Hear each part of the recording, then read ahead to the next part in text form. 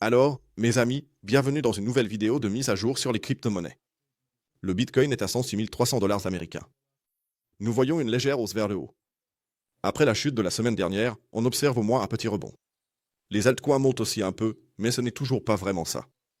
Il faut qu'on surveille si on arrive à franchir notre résistance. Je vais bien sûr en parler dans la vidéo de mise à jour d'aujourd'hui. Nous allons évidemment aussi jeter un œil à Ethereum et à Solana, car là aussi il pourrait y avoir un peu de mouvement, au moins à court terme vers le haut. Mais là encore, il faut garder un œil sur les résistances. Nous n'avons toujours pas de nouvelles situations concernant Israël et l'Iran, même s'il semblerait, je crois, qu'il y ait soi-disant quelques pourparlers de paix, mais ce n'est pas vraiment confirmé. Il faut donc continuer à agir avec un peu de prudence. Nous allons de toute façon aussi jeter un œil à Lightmap. Mais avant de commencer, n'hésitez pas à liker la vidéo, à vous abonner à la chaîne si ce n'est pas déjà fait, et bien sûr à rejoindre gratuitement le groupe de discussion Telegram et Signal. Si vous avez envie de recevoir des mises à jour, des actualités et des signaux, rejoignez-nous là-bas avec plaisir. Le lien est disponible gratuitement en bas dans la description de la vidéo.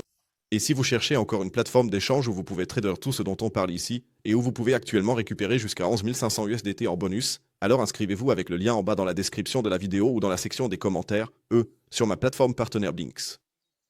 Le lien est en bas, tout est indiqué, et en plus, vous soutenez la chaîne, ou plutôt moi, en le faisant. Voilà. Le Bitcoin est à environ 106,4 cents dollars US. Après notre creux, que nous avons formé ici en bas à 102 600 dollars US, nous avons d'abord connu une bonne phase de stagnation latérale ce week-end, ou plutôt nous l'avons formée.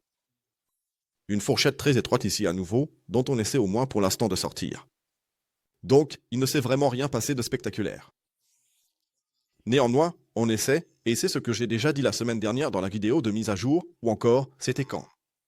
Je crois que c'était vendredi, que c'est à peu près mon plan pour l'instant.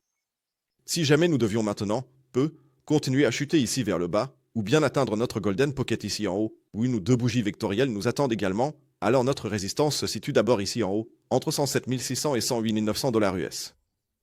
La semaine dernière, nous avons parlé du fait qu'il y aurait ici deux zones d'achat, long area, avec un stop loss en dessous de 106 000 dollars US, donc 106 600 dollars US. Mais ici en haut, c'est notre objectif final, notre boss de fin. Pour moi, en tout cas, c'est le Golden Pocket.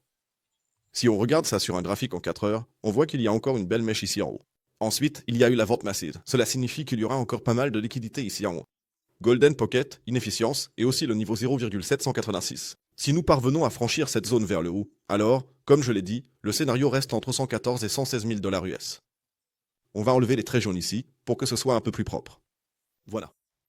Cela resterait toujours l'objectif principal sur lequel je miserai. Pour l'instant, je n'irai pas plus haut. Cela veut dire que, dans le scénario baissier, on se fait rejeter ici en haut et on poursuit alors la descente vers, disons, 93 000 dollars US. Si l'on regarde les taux de financement, ils n'ont étonnamment pas vraiment augmenté ce week-end, mais ont même légèrement baissé. C'est aussi un bon signe qu'il y a encore un peu plus de position short en ce moment. Et si l'on regarde la heatmap en vue hebdomadaire, vous voyez toujours ce gros, carré jaune incandescent ici en haut, autour de 111 000 à 111 500. La première étape intermédiaire serait les 109 000. Ce niveau coïnciderait aussi parfaitement avec notre Golden Pocket.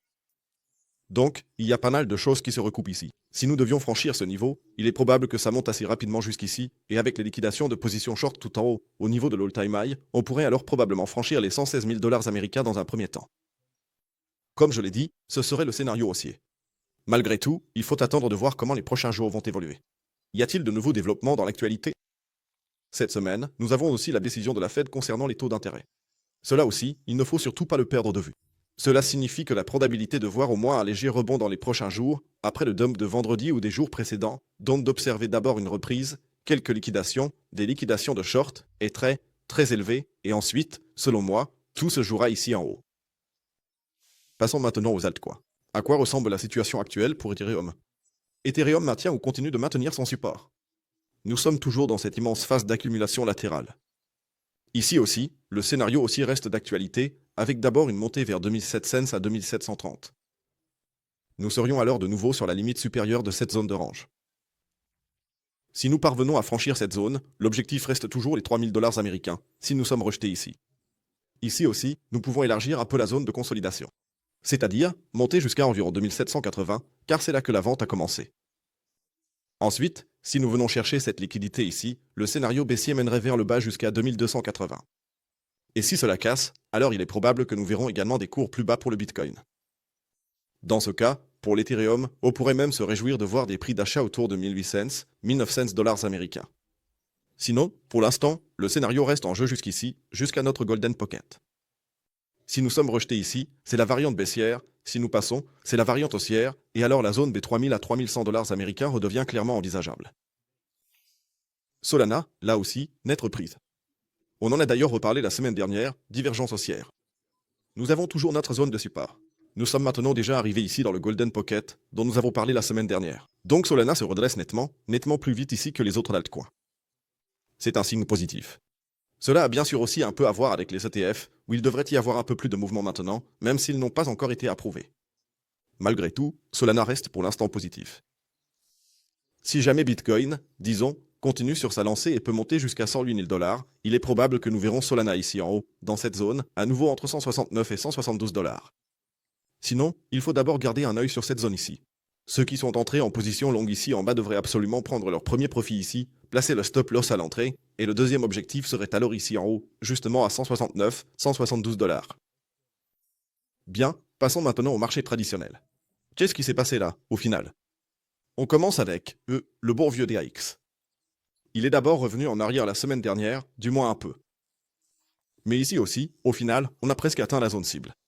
Donc, vendredi, on a parlé du fait que la correction pouvait descendre jusqu'à notre mèche pour qu'elle soit comblée. D'accord, tout va bien, ça a été presque réalisé. Je m'attends aussi ici à un début de journée plutôt positif. Néanmoins, même scénario que partout ailleurs sur les marchés en ce moment, le Golden Pocket est décisif, c'est lui qui fait pencher la balance. Si on le franchit, alors on pourrait de nouveau atteindre des niveaux de prix historiques. Sinon, j'envisagerais même ici d'ouvrir une petite position short dans cette zone du Golden Pocket, car, comme je l'ai déjà dit, je m'attends toujours à une correction. Donc, c'est ça le plan pour l'instant, garder cette zone à l'œil et profiter de cette mèche de vente qu'on retrouve en ce moment un peu partout, notamment sur les marchés crypto, pour commencer à construire progressivement une position short ici. C'est en tout cas la première fois que j'envisage ça sur le DAX. Le Nasdaq a certes enregistré de légères pertes, mais ici aussi, le record historique n'a pas encore été atteint. Et vous le savez, en général, j'attends plutôt le record historique pour qu'on vienne encore chercher la liquidité là-haut avant d'opérer le retournement. Cela veut dire que si les marchés américains ouvrent dans le vert et qu'aujourd'hui il n'y a absolument aucune actualité, c'est, disons, un bon contexte pour qu'on puisse au moins voir un nouveau rebond ici, et qu'ensuite une nouvelle quelconque vienne tout faire basculer vers le bas. Mais sinon, c'est toujours le plan que nous suivons depuis des semaines, que nous remontions encore une fois, atteignons un nouveau plus haut historique, et que ce n'est qu'ensuite, disons, que nous assistions à cette correction. C'est le même scénario, bien sûr, pour le Dow Jones et le S&P 500, etc. Partout, c'est le même jeu, au moins pour le S&P 500, qui a, disons, un chemin un peu plus facile vers le plus haut historique. Je pense que pour le Dow Jones, il est moins probable que nous atteignions encore le sommet ici. Ensuite, pour finir, un mot rapide sur l'or et le Forex. L'or se maintient très bien, il a de nouveau atteint son sommet ici à 3450. Il a au moins dépassé ce point ici de l'autre côté. C'est un signe positif. Voyons si nous aurons ici un petit repli, au moins sur les unités de temps plus courtes, ce qui ne serait pas une mauvaise chose pour éventuellement atteindre le plus haut historique là-haut. Je crois vraiment très fort que nous atteindrons aussi ici le plus haut historique, pour ensuite faire un peu le même scénario que sur les marchés traditionnels, un plus haut historique, puis une correction plus marquée et plus importante.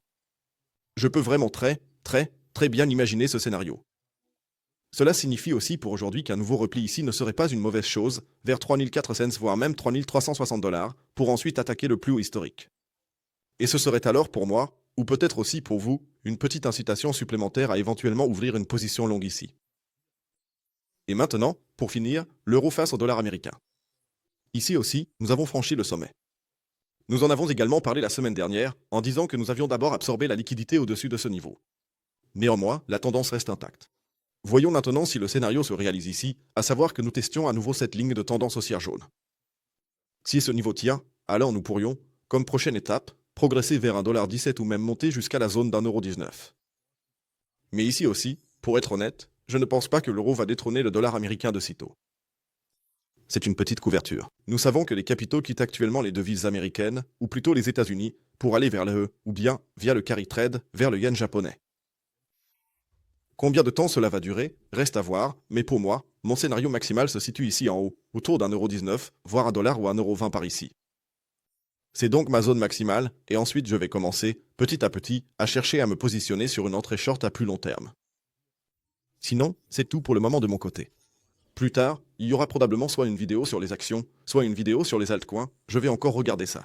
Et sinon, je dirais que c'est tout pour moi. Merci d'avoir regardé.